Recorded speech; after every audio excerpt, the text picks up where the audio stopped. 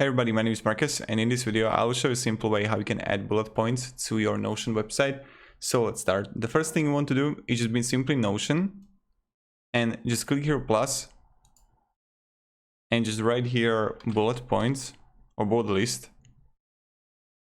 Now when you're going to click on it, you can simply okay, let's go again, and you just write here, and when you're going to press enter, it's going to create like this is the same in Word, in a document and everything.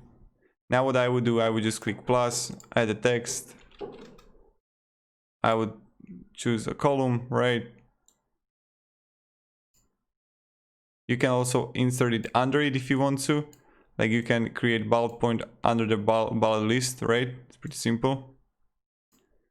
And voila, this is how you can easily add bullet list in Notion. Thank you very much everybody, and have a great day and goodbye.